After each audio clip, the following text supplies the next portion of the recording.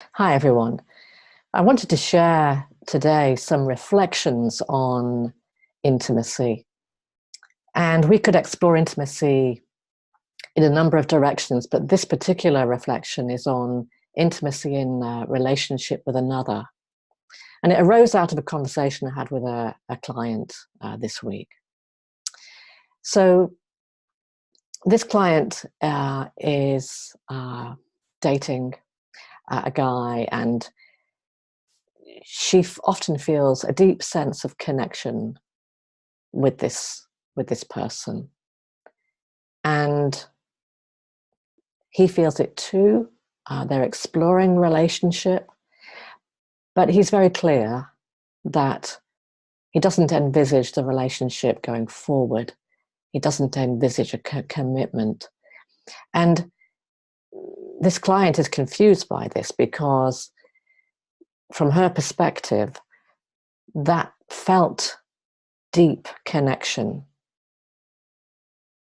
is kind of the qualifier, if you like, is what she's deep down looking for in a partner and looking to experience with a partner, and takes that to be like the evidence that this relationship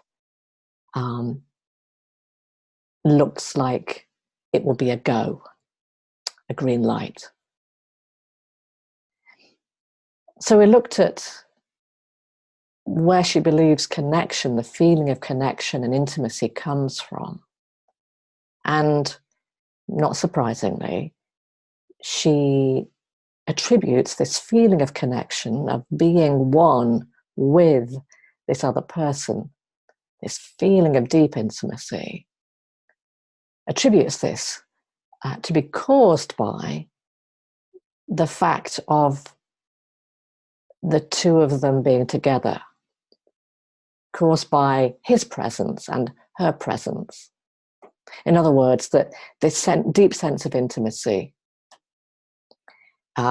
is contingent on her being with a partner, this particular partner in this case. And this comes out of a misunderstanding that we all live in, me too, that we can learn to awaken. We can awaken out of this misunderstanding. We're here to awaken out of this understanding, but until we are awakened out of this misunderstanding, it appears to us, because we're trained to think and believe in this way, that any feeling we are experiencing is being caused by another person, an external event, an activity we've just been involved in. It's caused by something out there. And so, of course, in exploring where my client believes this feeling of deep intimacy and connection comes from, she pegs it on the partner. And so where that leaves her is that is in frustration, because here she's feeling this deep connection, and this connection being felt by him too is not being consolidated by a recognition, at least on his part, that the partnership has got legs, that this feeling of connection is a green light. So we looked instead, not in the direction of some kind of way in which she can convince or draw this man into her life more. We looked instead at the feeling of connection, the feeling of deep intimacy, and where it really comes from. So in the misunderstanding that we are trained in, that we are separate from each other, that our experiences are caused by life around us, this misunderstanding that we're separate, of course, it exaggerates, if you like, in our field of vision, this idea that the person in front of us can cause us to feel a certain way. And from the perspective of the conditioned identity that believes it is separate from all other beings, of course, other beings, from this perspective of separateness, other beings can and do influence and affect us.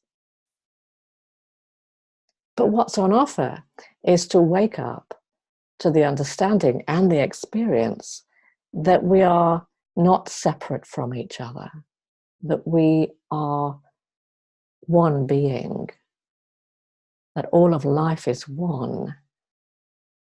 All of life is already connected. Think of it like this. If you think of the ocean and a wave arises and another wave arises, and from the perspective of the waves appear separate from each other. But if we examine the wave, of course, all waves are always connected to the vast infinite ocean. All waves are water, the same water. And so, in truth, we are all connected as one oceanic, infinite flow of consciousness. When we feel a deep connection, when we feel this with another person, that experience of connectivity isn't coming from or being caused by the presence of another or caused by the energy of another. It is coming from the realization and direct experience of being connected as water. An experiential connection of the ocean that we all are, of the one being we all are in consciousness. Now, this connection with this felt connection is impersonal. It's not my connection, your connection. It's not her connection, his connection. It is the connectivity that life is, all of life. It doesn't come from the presence of another. It's not being caused by the presence of another. It is a direct connection to who and what we already are, the connectivity of life itself, the source of life itself. And this is very freeing. In the pursuit of a life partner, when we live from the understanding of who we are, we will feel this deep intimacy with life, with the source of life. We'll feel all the life-enhancing, life-giving experiences of being fully connected, being fully satisfied as that connection. We will feel deep intimacy with ourself, our true self, the source of life. And this feeling of connectivity is deeply satisfying, deeply nourishing, deeply fulfilling. And so when we come into the realm of relationship, and if there comes a desire to relate, to have a partner, to have a life partner, an intimate partner, we can approach that pursuit.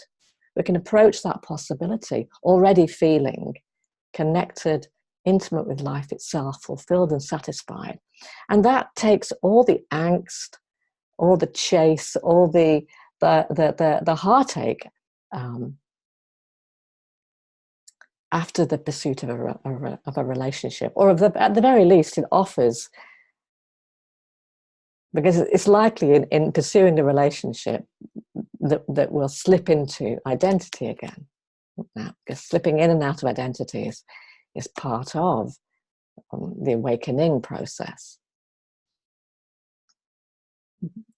When this understanding is tasted and glimpsed, though, that we are already connected as one being, we tend to fall into that remembrance, that awakened understanding more and more often. So if we lose ourselves in the chase, if we're pursuing a relationship and starting to feel the angst and the wanting and the sense of lack if it's not all going well, we're likely sooner rather than later to fall back into the understanding and the experience of intimacy with life itself, and to steady our self, our behavior, our attitude, our mood, stabilizes, realigns with this deep connection with source, and helps modify and make our behavior and actions much more skillful, much more aligned, so that we're not seeking after another to get what we want in terms of feeling connected and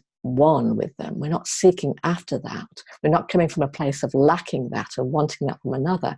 Instead, already feeling fulfilled and satisfied and nourished and connected, all there is left to do is to give it. All there is left to do, all that life has as an opening to flow through, is a sharing, is a giving of love, is a giving of that connection. And so looking for a partner, looking for connection, is not so much coming from trying to fill a void, but is an expression. It's an expression of love. And that, I will offer you, is deeply attractive. So I hope that helps. And as always, if you have any question, feel free to email me or find the details somewhere on this page. I'm always open to your questions. Lots of love.